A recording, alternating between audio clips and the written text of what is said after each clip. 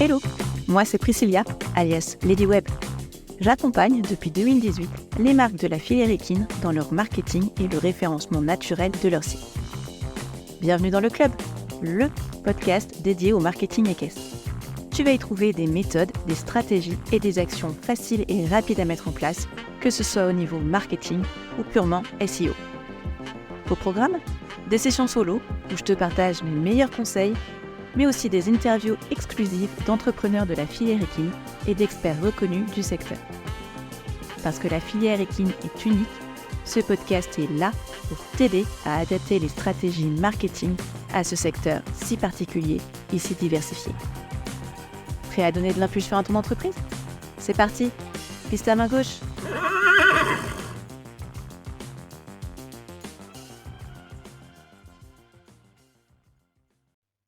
Hey, salut, ravi de te retrouver pour ce nouvel épisode du club. Aujourd'hui, on va parler d'un sujet fascinant, un peu mystique, mais surtout très concret. Les archétypes de marque.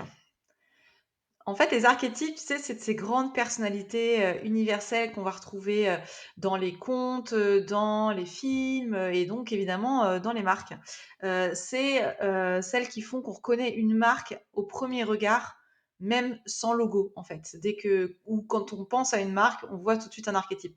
Il y a certaines marques qui dégagent du courage, d'autres de la douceur, d'autres encore un côté un peu rebelle. Et l'idée, c'est de te poser la question, ta marque à toi, elle dégage quoi? Et c'est ça qu'on va explorer aujourd'hui. Parce que comprendre ton archétype, c'est finalement comprendre l'essence de ta marque et ce qui te rend un peu inimitable. Donc, on va déjà voir qu'est-ce que c'est qu'un archétype de marque. En fait, un archétype, c'est un peu comme une énergie, symbolique. C'est, finalement une manière de te présenter, au monde, de te présenter sa marque. À la base, c'est, un truc, psychologique, hein. C'est le psychologue Carl Jung qui parlait des 12 archétypes fondamentaux qu'on va retrouver dans toutes les histoires humaines. On va avoir le héros, on va avoir le sage, on va avoir le rebelle, le créateur, le protecteur, l'explorateur, l'amoureux et cetera. Et finalement, en fait, ça s'est un peu déporté, sur, les marques, qui finalement, vont, l'utiliser pour créer une connexion émotionnelle avec leur audience. Parce que, tu le sais, on a déjà dû te le dire, moi je le dis souvent, on n'achète pas un produit, on achète une émotion. On va aussi acheter, par rapport à une identité. Qu'est-ce que tu fais que tu vas acheter, une marque plutôt qu'une autre face à des produits qui sont similaires? Eh bien, il y a souvent ce truc d'archétype qui va jouer. Par exemple, si je te parle de Nike, c'est un peu le héros, voilà, just do it, c'est, voilà, tu le fais, c'est un peu le dépassement et cetera. Apple, bah, c'est le créateur. Il va bousculer, il va casser les codes, il va innover. Harley Davidson, c'est le rebelle. Évidemment, pour illustrer, Harley Davidson, tu verras jamais leurs motards avec des casques de moto. Et non, ils sont sur la route, ils ont pas de casque, c'est pas grave pour la protection. Voilà, c'est un peu cette idée de liberté et de rébellion. Et puis, si je te parle de la marque Dove, qui est un peu le protecteur. Voilà, c'est quelque chose de très doux, de très vaporeux, etc. Et finalement, bah, dans la filière équestre, on va retrouver, ces mêmes énergies, on va retrouver ces marques, ces incarnations de marques. Il y a certaines marques qui vont être là pour t'aider à te dépasser, d'autres qui vont être là pour prendre soin du cheval, qui vont avoir ce côté justement protecteur, d'autres qui vont être là pour casser les codes, pour, jouer un peu les rebelles dans, une société un peu de statu quo. Et finalement donc l'archétype, c'est ce qui va rendre ta marque humaine et cohérente. Et c'est aussi ce qui permet de dire à ton audience: «OK, c'est totalement moi, je me reconnais aussi, dedans».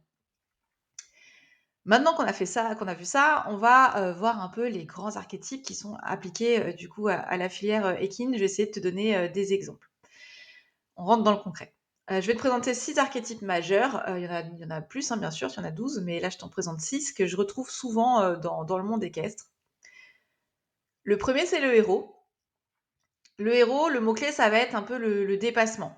C'est, la marque de la performance, du courage, du résultat.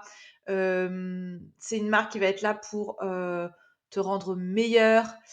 Souvent, du coup, ça va être plutôt dans les marques de sport, hein, enfin vraiment l'équipement sportif, du cavalier, du cheval. Ça va être aussi, on peut le retrouver sur des coachs, voilà, des pros qui vont viser, la médaille et cetera. Donc, des marques, vraiment de matériel technique, comme Horseware, par exemple, comme iZoom pour l'endurance. Tu vois, ça pourrait être des exemples, donc je connais pas ces marques-là, hein, plus que ça, hein, évidemment. Ça, c'est mon ressenti, mais ça pourrait être des marques qui s'apparentent aux héros, ou les coachs aussi qui veulent t'aider à franchir un cap, et qui vont être là, voilà, pour t'aider à te dépasser. Donc souvent, on a un ton qui est fort, qui est dynamique. Je pense aussi à la dernière campagne de CWD, qui était, aussi très orientée, mécanique, sport, dépassement et cetera, action. Voilà, c'est un peu tout ça qu'on peut retrouver dans le héros. Une phrase typique, qui pourrait résumer ça, c'est, «Repousse tes limites». Voilà, «Dépasse-toi, repousse tes limites». Ensuite, on a un autre archétype qui s'appelle le sage. Là, le mot-clé, c'est plutôt la connaissance. C'est celui qui cherche à comprendre avant d'agir. Et en fait, le but de ces marques qui ont cet archétype, c'est de transmettre, de clarifier, d'enseigner. Bien évidemment, on va le voir aussi chez les vétérinaires, chez les experts, chez des consultants. Je pense aussi notamment dans des assurances, pour chevaux, qui vont publier du contenu éducatif, qui vont publier des études, qui vont publier des analyses. Donc voilà, tout ça, c'est un peu, cette idée, du sage. Le ton, il est souvent calme, il est plutôt réfléchi, rassurant aussi parce qu'on va être sur des marques qui vont vendre peut-être des offres d'un certain prix. Donc il faut que ce soit, que ça rassure. Et une phrase un peu typique qui résumerait, c'est la connaissance avant tout. Donc on s'appuie sur des faits, on a expérimenté, on sait, et donc on vous propose cette connaissance. Un troisième archétype, ça serait le rebelle ou le hors-la-loi. En fait, selon les différentes traductions, on voit plutôt le rebelle ou le hors-la-loi. Donc là, on est, donc comme je te disais, hein, typiquement hors cheval, ça serait Harley Davidson. C'est le mot-clé, c'est la liberté, et c'est un peu celui qui va dire non au système ou non au statu quo. C'est un peu celui qui veut tout changer, qui veut changer des choses dans sa société. Donc là, bah, tu vas le voir typiquement dans des marques ou des professionnels qui vont remettre en question des pratiques traditionnelles. Par exemple, le pied nu versus le fer, les méthodes naturelles, la phytothérapie, et cetera, versus la médecine traditionnelle, des approches plus éthiques, et cetera. Un exemple qui me vient en tête, ça pourrait être des saddle fitters indépendants qui vont militer pour, une autre approche de la fabrication de selle, et cetera, ou encore typiquement Cef HP qui fait des semelles flexibles pour les chevaux, et finalement qui est parti d'un constat, avec sa propre histoire et le cheval, et qui a développé un produit par rapport à ça, et qui finalement remet un peu en cause OK, il n'y a pas que le faire finalement dans la vie. On peut avoir un ton parfois qui est un peu provocateur mais sincère, qui est pas provocateur dans le sens, clivant et je veux mener du débat, mais qui est plutôt, de dire, voilà, moi, je fais comme ça parce que, j'ai expérimenté ça. De temps en temps, ils peuvent déranger, mais c'est bien parce que ça remet aussi en place justement ce statu quo. Une phrase un peu typique, ça serait, bah: «Fais autrement, teste des choses, fais autrement, voilà, ne sois pas comme tout le monde, heu, interroge-toi et fais des choses différemment». Ensuite, on a le créatif. Le créatif, le mot-clé, ça serait, bah, l'originalité. C'est la marque qui, veut faire du beau, du sur-mesure, mais en même temps qui veut avoir du sens. Ça va être toutes les marques liées à l'artisanat, toutes les marques qui vont être dans la créativité, qui vont être dans le détail. Je te donne un exemple, bah, Aleria Sellerie, qui est une marque qui fabrique des selles évolutives complètement sur mesure et personnalisables. Ou également des marques de bijoux ou de vêtements équestres, qui seraient, faits main, par exemple. Là, on va avoir un ton qui va être esthétique, qui va être assez inspirant, parfois poétique, et une phrase typique, ça serait, «Exprime ta singularité», par exemple. Autre archétype, autre exemple, ça serait le protecteur ou l'aidant. Donc soit il s'appelle protecteur, soit il s'appelle aidant en fonction des versions. Là, le mot-clé, on est plutôt sur la bienveillance. C'est une marque qui veut prendre soin, qui veut apaiser, qui veut sécuriser. Donc c'est souvent, plutôt l'énergie, l'archétype des marques de soins, de bien-être, ou des thérapeutes, équins. Donc je pense, typiquement à des marques comme ESC Laboratoire qui vendent des produits de phyto, Equicosmétiques qui vendent des produits de soins, faits à base d'huile végétale, donc pour les chevaux, mais également aussi avec Influence, qui propose, cette approche en fait, pour, soigner les chevaux et suivre les chevaux, qui va proposer, une approche qui est assez bienveillante, assez douce et assez apaisante. Donc justement leur communication, elle est plutôt douce, rassurante, orientée sur la confiance et puis, bah, une phrase typique, ça pourrait être: «Ton cheval mérite le meilleur». Voilà, encore une fois, je n je j'ai pas travaillé sur l'archétype de ces marques-là, donc potentiellement, je pourrais me tromper. C'est en tout cas moi, du coup, ce que je ressens quand je vois leur communication, hem, de l'extérieur. Et puis il y a, un dernier exemple que je voulais te montrer, c'est l'explorateur. L'explorateur, donc là encore, on pourrait avoir ce mot-clé de liberté. Un peu comme le rebelle finalement. Lui, il veut, mais il remet pas forcément en cause. Lui, il veut juste sortir du cadre, partir à l'aventure, tester. Enfin, c'est une marque, voilà, qui est plutôt dans l'exploration, dans le test, dans les choses qui, un peu sortent des sentiers battus. On va pouvoir retrouver ça, dans des marques de randonnée, les marques de voyage évidemment, les marques de reconnexion à la nature.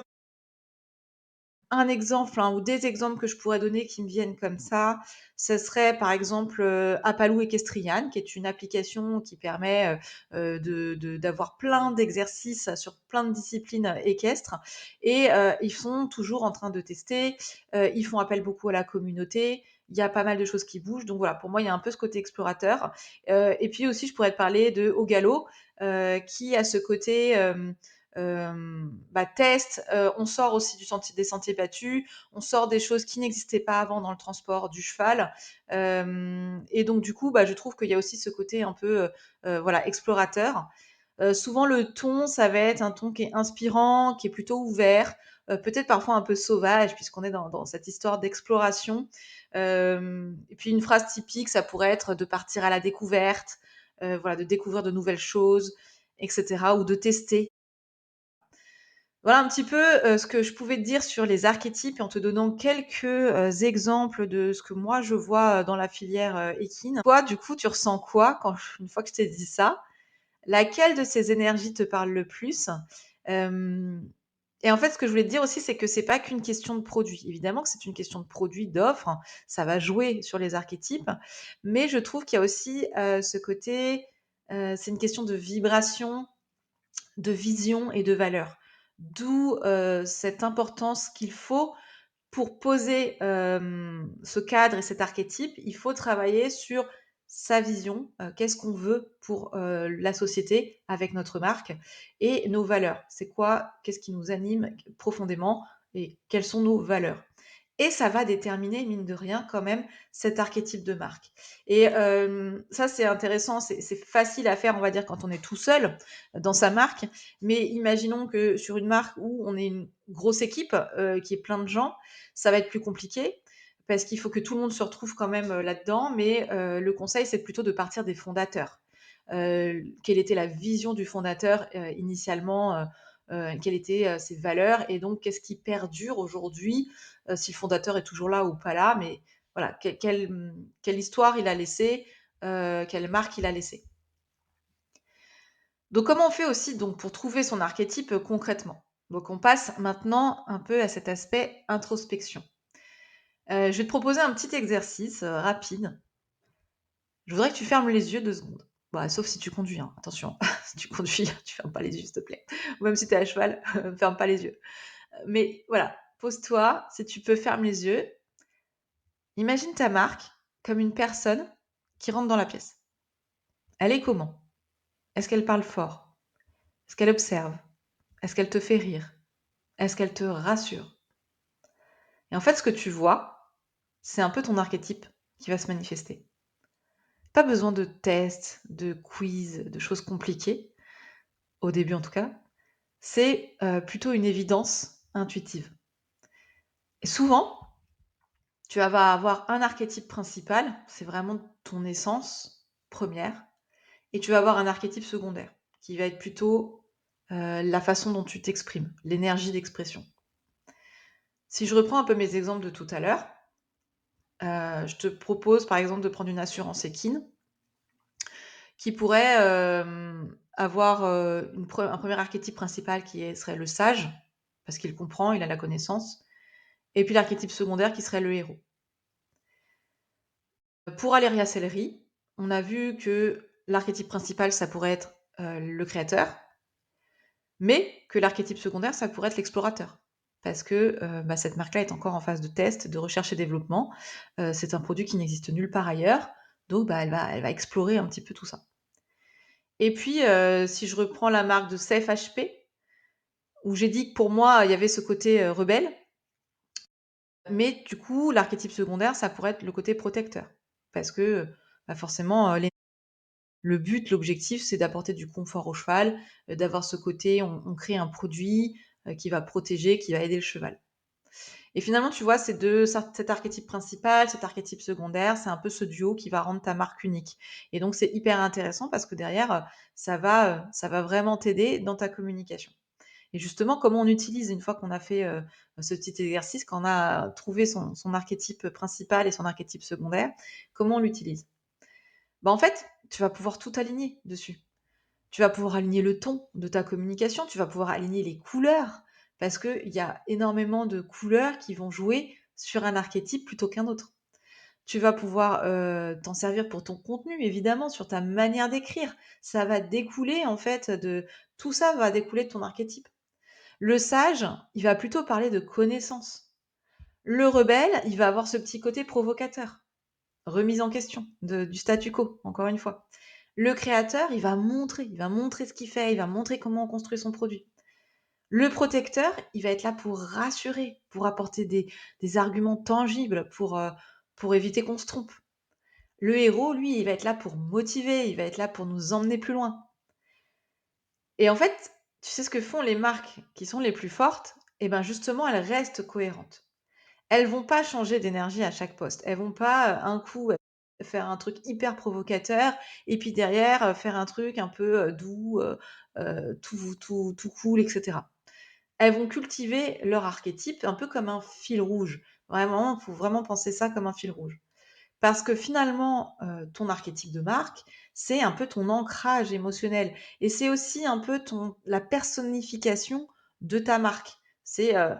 Tu lui donnes un peu une identité, une personnalité et c'est aussi ça qui va fidéliser parce que pourquoi, on préfère acheter, Red Bull, plutôt que Coca ou plutôt qu'une autre marque, de boissons énergisantes? Parce que, on on est, happé par la personnalité de Red Bull, qui est dans le dépassement de soi et cetera. Pourquoi on va préférer tel coach d'équitation plutôt qu'un autre? Parce qu'il va avoir une façon de parler qui va être différente.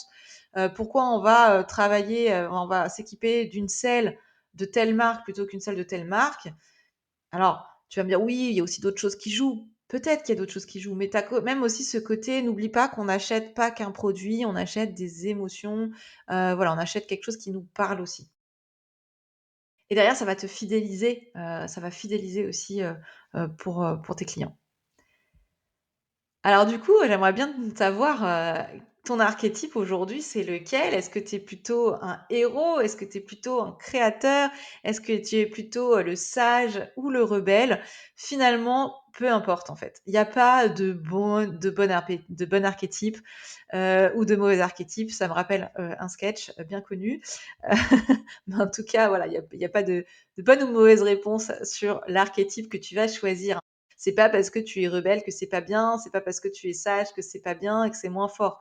Non, non, c'est vraiment, ce qui compte, c'est que tu choisisses ce qui ressemble plus à ta marque et à ce que tu veux incarner, parce qu'une marque finalement sans archétype, c'est une marque qui est sans âme et une marque sans âme, ça n'inspire pas.